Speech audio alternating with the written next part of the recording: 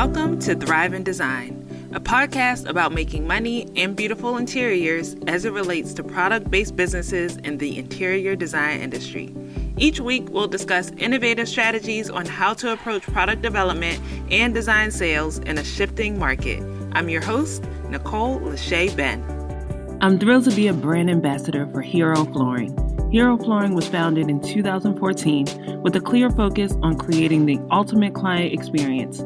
Hero Flooring is a national brand of high-performance floor coverings, which includes carpet tile, Hero rubber and Nike grind tiles, LVT, engineered wood, and turf.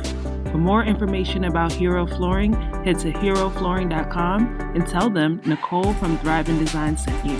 Now, let's get back into this insightful episode. Welcome back for another episode of the Thrive in Design podcast. Today, we have a lovely guest named Dena Prastos. Dena Prastos is the first waterfront architect, trailblazing a new category at Indigo River, a women-owned transdisciplinary design firm.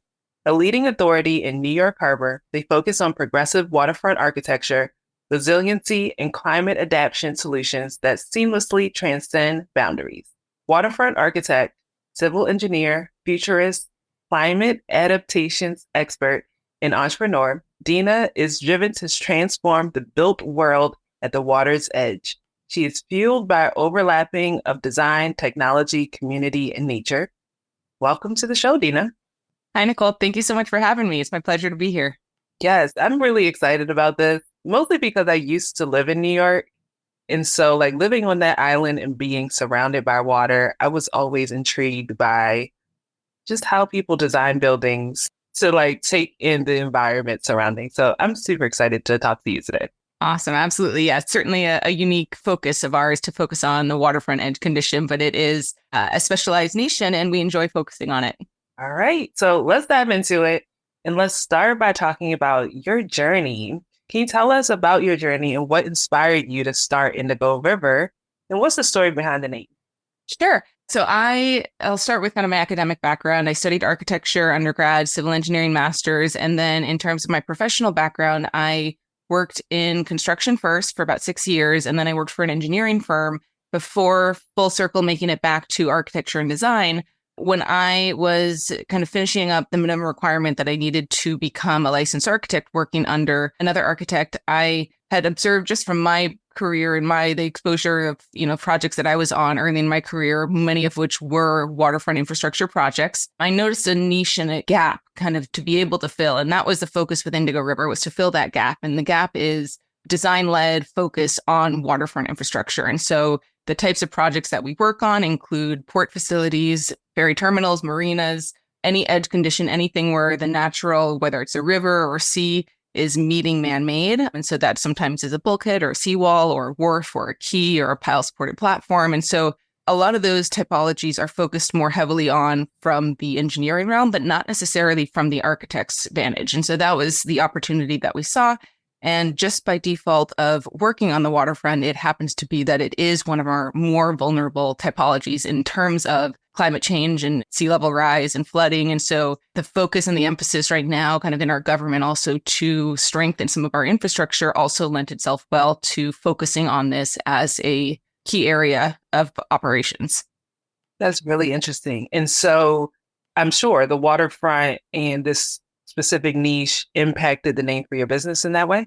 It did, although originally Indigo River was meant to be kind of a placeholder name. I was filing with the state and just needed something. And I was, overthinking, as we often do as designers, and I couldn't come up with the right thing. And my husband just said, pick something that makes you smile. Just what is it? We'll change it. You'll have a, DBA, doing business as, down the road. But look on your phone. What's your screensaver? And it was a picture of my dog, Indigo, and the river. We live on the Hudson River. And so that was meant to be the temporary name, and it ended up sticking, and we've run with it. Yeah, well, it gives off an eclectic, artistic feel, but it also ties into the work that you do. So I love that. Yeah, I mean, now I can go back and layer some more meaning into it, but certainly indigo and kind of the ambiguity of, is it blue, is it purple, and river, just kind of, water bodies that we work on, and kind of a larger parallel of the types of project and the type of people that we hire, kind of feeding something larger. And so certainly it's resonated and we've kept it for that reason.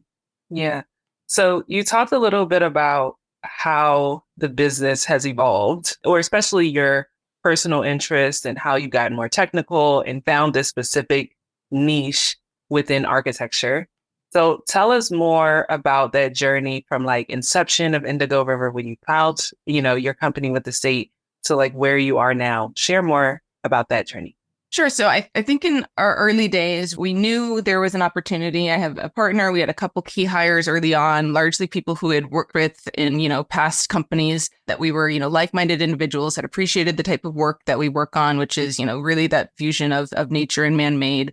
And so the focus early on was, similar typologies, whether it's a pier structure or marina or a port, but really layering in more the design lens. So it's not just problem solving, it's the opportunities that come through seeing constraints as opportunities. And so we have hired and balanced out our team not only to be engineers, which we have many different engineers from marine and dive engineers and coastal and construction and geotechnical. We have a lot of different engineering disciplines, but we've also really rounded out and balanced the design side. So we have traditionally trained architects, we have naval architects that focus on floating assets, we have landscape architects, and we also have quite a few planners that specifically focus on climate adaptation and looking at different scales. And so we're not, only one thing, and we truly are multidisciplinary and transdisciplinary in that many of us have different backgrounds, not only as designers, but often as owner's rep or working on the construction side. And so we really do kind of speak and think in the different languages that, really make a successful project come together. Yeah, that's really interesting. So I want to learn more about your process, right? Because I come from an interior design background. So it really has to do with like after the architect, the engineer has done all the work, or maybe like come towards the end of that process. But really those two things go hand in hand. So I really want to learn more about your creative process at Indigo River. So to start, how do you approach the creative process, especially when starting on a brand new project? So I love that you drew the parallel to interior design because I feel like so much, and you mentioned, traveling to New York and observing what that waterfront condition is. And it's very rare that we ever get, a virgin untouched site. Much of what we inherit is something that, whether it needs to be rehabilitated or it needs to be overhauled and upgraded, there's some kind of existing condition that's really where our work starts. And it's usually not a natural condition. It's usually something that was man-made prior and it's, exceeded its design life. And so when we approach a new project, the first stage really is a heavy due diligence. Actually, I'll step back for a second and just note that part of working on the waterfront is understanding the different site conditions and site constraints that are inherent in working on the waterfront, meaning there are tidal swings, there are different kind of site conditions that don't exist on upland sites, and they don't exist necessarily in interior spaces alone. And so understanding first that traditionally for an architect, a client brings a site survey, a selected site and a selected program. And sometimes we'll actually get involved even before that phase where maybe they have a program, but they don't have a site. And so we'll help with the site selection to make sure that they're selecting a site that is optimal to their intended program. Or sometimes they have a site, but they don't know how to program it and what the highest and best use is. So we'll sometimes get involved even at that early stage kind of advisory consulting level. And then let's say someone does bring us a project that is there's an existing condition that we go out and inspect and do a heavy, due diligence to understand what is there. And that's a means to get us to establish a design criteria that we understand now what the client wants to do with the site. We understand what the constraints of the existing site are, and we start to marry those two and set goals for the project. And so that's really probably the most important step is calibrating what those goals are for the project. And that includes, what the client's budget is so that we're not, getting started designing something that just is not affordable in the end. And so early on, we'll work hand in hand with the client, with stakeholders to understand what their budget is, what their operations teams look like on the waterfront, and establish, actionable goals that are realistic. And then from there, the design fund starts. But those constraints setting up early on are really important for us. Yeah. And I find that research stage is really important in all phases of design or all types of design, whether it's the architecture, the engineering, the site planning, the interior design, or even in a lot of the work that I do with strategy with my clients. It all starts with the research and understanding what are we walking into right now, right?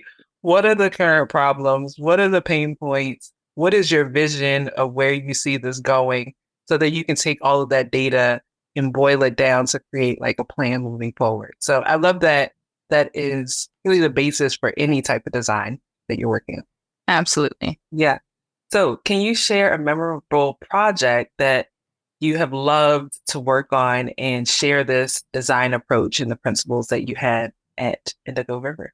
Sure. One of our projects that I'll talk about maybe because it's under construction. So we've gone through several phases already and it's, almost occupiable. But early on when we launched, we were approached largely for certainly our expertise in marine engineering and the regulatory permitting that layers over that, because it is a very stringent regulatory environment that is nuanced and specialized. And so just by default, working on the waterfront, that's part of our process to kind of think in those terms of what the regulators will be looking for and making sure that we're balancing the client goals with, what is feasible, not only technically, but in terms of the regulation.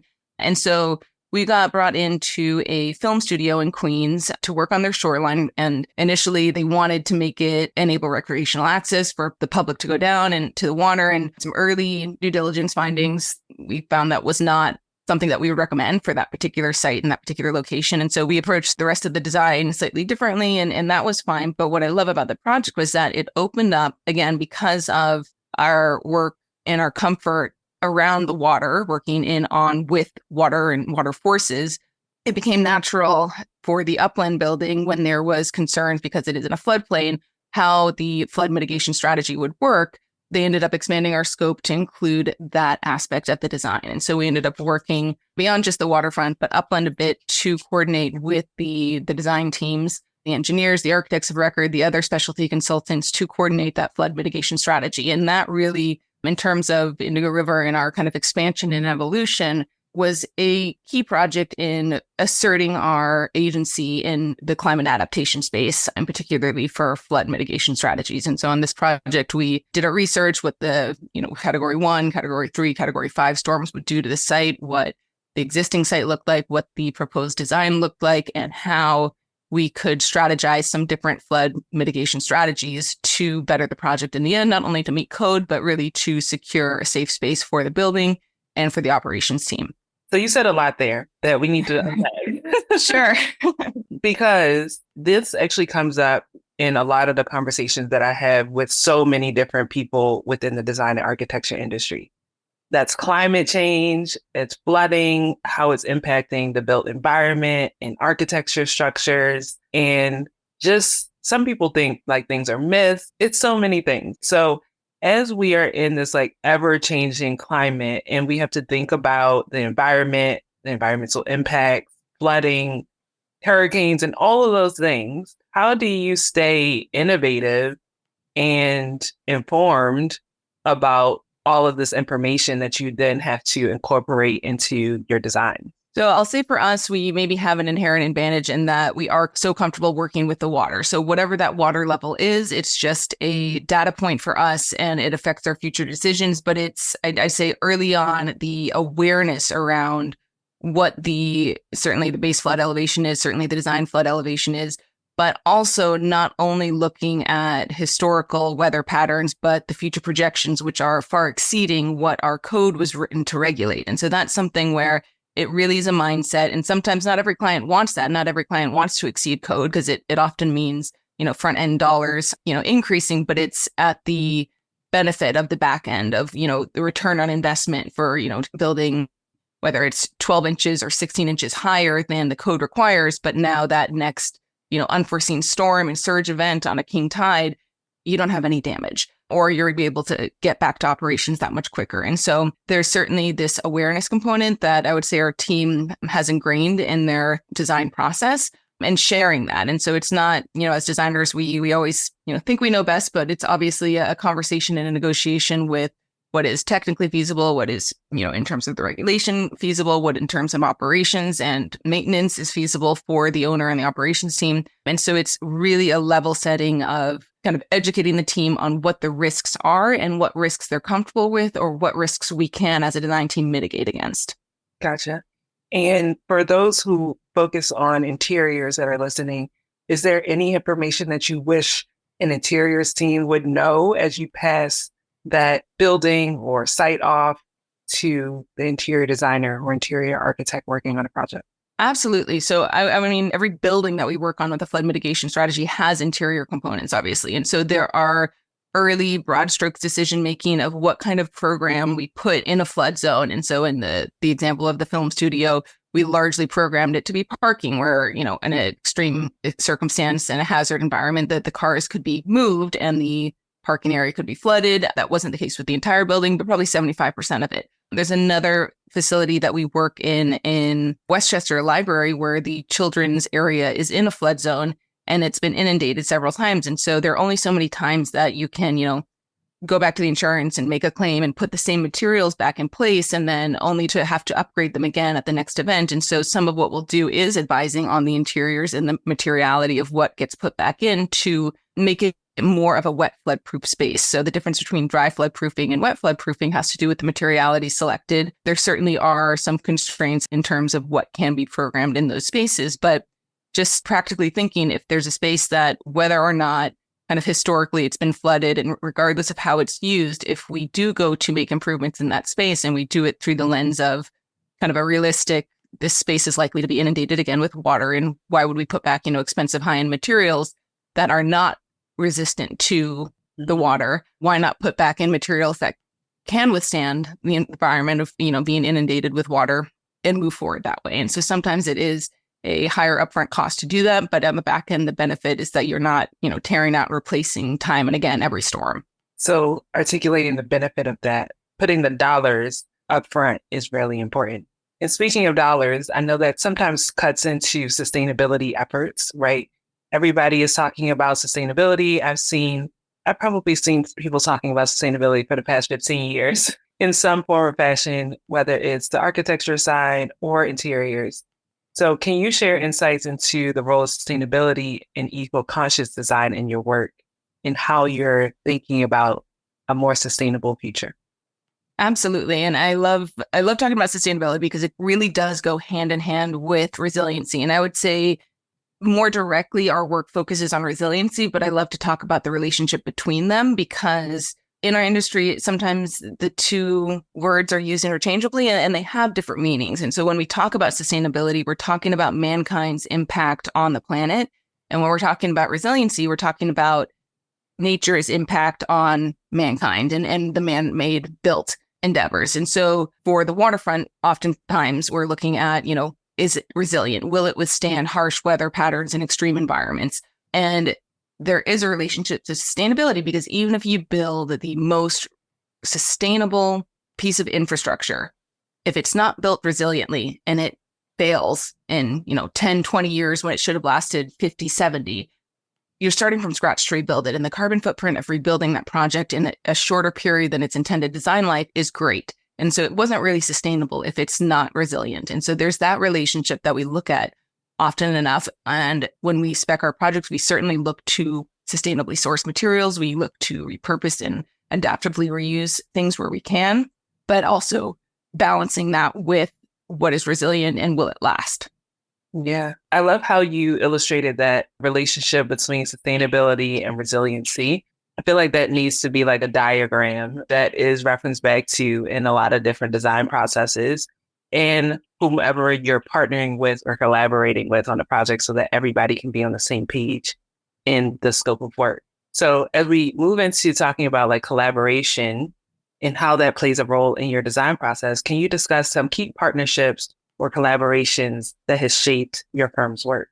Sure, absolutely. So when we launched early on, we were 2 people, then 4 people, now we're nearly 20 people, but we were looking to keep an emphasis and keep a focus on the relationships that we already had made throughout our careers and looking to leverage those, but for, mutually beneficial outcomes. And so one of the things and one of the strategies in launching Indigo River, and we have a couple partner firms as well. And the idea was that much of our work is public facing work, and we do have governmental clients, and those government clients, particularly in New York and federally as well, other states as well, all have goals for women-owned businesses, minority-owned businesses, veteran-owned businesses. And so we have looked to empower partners from within, and we've launched kind of sister companies that have different ownership structures. Indigo River is a women-owned firm. We do look to satisfy goals on women-owned criteria for government projects. As I mentioned, we also have a veteran-owned firm, minority-owned firm, And so we team together, often with the same larger firms, larger primes. We've also, been primes on our own projects, whether, private developer led or even government led, where we can leverage those relationships and keep the high level of, principals working in the day to day, not just kind of managing from behind the scenes, but using our expertise, using our knowledge to kind of permeate from a consultant level, but on these higher exposure projects than we would have been able to get, out of the gate day one. And I know you just mentioned a couple of other locations outside of New York. Does your work or your process vary depending on where in the world the waterfront is located? I'm just curious. Our process is often the same, but we look at different conditions and different constraints depending on what the water body is, whether or not there's a freeze-thaw cycle, what the wave action is, what the climate is, coastal or a lake or a stream or a river. And so understanding the different types of water that we work with, I feel like is more important than only where it's located. Certainly when we get a project out of state, we do our due diligence. Often, a lot of the same resources that we look into, but it just happens to be a different site. Very important is visiting the site. And so that's something that we'll usually do up front just to get kind of boots on the ground or a diver in the water to understand what those constraints are. Yes. Oh my God. We have a professional engineer diver that often does inspections underwater. Yeah. Okay. So that leads me to another question that's off topic. But okay, you just mentioned a diver in the water is required to get some information for these waterfront projects. Like, what else is there that's unexpected for somebody who knows nothing about a waterfront project, especially from your point of view? What else is there that you would love for people to know that is unexpected that goes into these projects? Sure. So we have, like I mentioned, we have a professional engineer diver that will go down and do underwater inspections. As important as it is to, inspect what you can see visually with the eye above the water, to be able to touch it and feel it, equally important, if not more, to understand what's going on below the water surface all the way down to the mud line. And so that's certainly an area that we have internal to our company and focus on. I mentioned before, we have naval architects that focus on floating assets. So it's not only much of, architects and designers and most traditional, civil engineers, they'll focus on fixed pieces that are not moving. When we look at floating assets, whether it's a floating landing or a barge or a floating terminal, there is this interface of fixed and floating that is always in motion, especially if it's in, tidal area where you have to consider the range of motion. And what I mentioned before about kind of bringing a design lens to the waterfront and to the typologies that we work on, the engineers have a lot of guidelines and rules of thumb. If you're looking at a floating asset and a fixed access point, what that range of motion can be for the gangway, meaning how steep or how shallow it is. And architects think of that experience for the end user a little bit differently. We're not looking at a standard or a guideline and just checking the box and making sure that we fit within it. We're thinking through, well, what does this mean for someone in a wheelchair? What does this mean for someone that's blind? And so we start to really layer in other pieces of design between and for that dynamic environment where we have fixed and floating, where we have wet and dry, to really start to think kind of beyond the traditional, assume that it's a static condition that is always the same. Yeah. I'm really blown away, especially by the diver. Like, I'm going to put that on my son's vision board of like, this is a career opportunity. Absolutely. More important as the climate adaptation conversations increase. Yeah. Oh my gosh, that's amazing. And also just thinking about all of the different people who will be in the environment and all of their different able-bodiedness. You have to consider all of that as you put into your design. Yeah. And I'll say just kind of in terms of, traditional PPE, you go to a construction site for, traditional designer and you might have a vest and steel-toe boots and a hard hat, safety glasses. All right, we have those too. But we also are often wearing either a float coat or a life vest or a, waders where we're going in the water. Even if we're not diving, we might be going waist deep in the water and mucking around. And so our PPE looks a bit differently, and also our site access often looks differently. I have, a paddleboard and a kayak that fits in my car that I can go to a site and jump in the water to go under a pier and look at something, or I can throw on my waders and walk and kind of scramble around the shoreline to understand, what is it? Is it mud? Is it rock? What's going on? If I can't see it and it's high tide or something like that. Even just factoring in what the tidal cycles are for a site visit, whether high tide or strategically going at low tide, to understand and be able to visually inspect more. And so slightly different. And I'll even add sometimes, we'll go by boat to sites or to understand what the relationship is, if it's a ferry landing or a marina, kind of what the travel times are, what the ferry ridership might look like. So same principles, but different in execution on the waterfront. Okay. Oh my gosh, this has been amazing. I've learned so much, and I'm sure everybody else has learned so much. And I feel like, Dena, you guys deserve like superhero capes for just the research phase to understand everything that needs to inform your design process. So what's next for Indigo River? What's on the horizon for future projects and goals for your firm?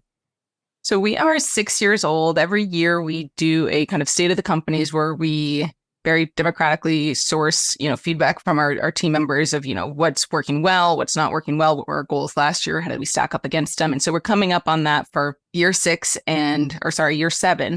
And our growth strategy has been kind of, birthed in engineering, expanding into architecture and planning. And so a natural segue for us, looking at some of the different opportunities on the wall, really center around a lot of renewable energy focuses, particularly with offshore wind and battery storage on barges. And so both of those have, marine and waterfront architecture components. So that's an area where we are rapidly expanding and growing, and not only on the technical side, but also in terms of communicating to the communities what the benefits are, what the risks are, to be able to really have valuable stakeholder and community engagement sessions.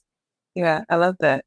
Well, thank you so much for sharing all of those insights. I'm sure that everybody will be flooding you with questions after listening to this. So where can the audience find you online or connect with you? Thank you so much for having me. In terms of reaching out, I am active on LinkedIn, just under my name, Dena Prastos, also on Instagram under my name, or through our website. We have a portal you can reach out, or just info@indigoriver.com. All right. Thank you again. Thank you.